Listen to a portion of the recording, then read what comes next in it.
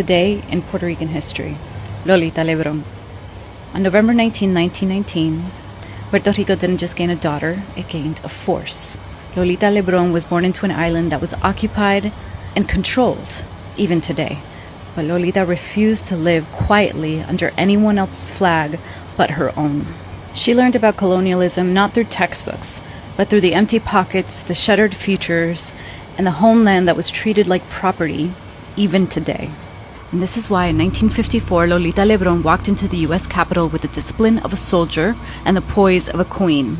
And not to beg, not to negotiate, but to force an empire to look into the eyes of a colony that it had ignored. Dressed in elegance, carrying a flag and holding a gun, Lolita came with a message. She did not come to kill anyone. She came to die for Puerto Rico. And so on that day, she fired shots, not at people, but into the silence, into the idea that Puerto Ricans should just sit quietly at the margins while being exploited by the U.S. empire. And Lolita made it clear that independence is not a fantasy.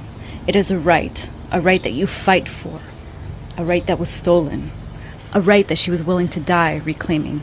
And they locked Lolita away for decades, hoping that she would wither away in a cell. But that's the thing about movements, that when you cage them, they grow teeth. And when Lolita finally walked out of jail, she carried something heavier than chains. She carried a legacy and proof that resistance outlives repression.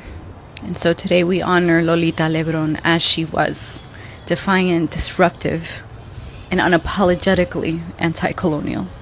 Lolita stood at the mouth of an empire and insisted that her people be listened to, and insisted that her people were not shadows. They were a nation with a pulse, a memory, and a destiny to be free.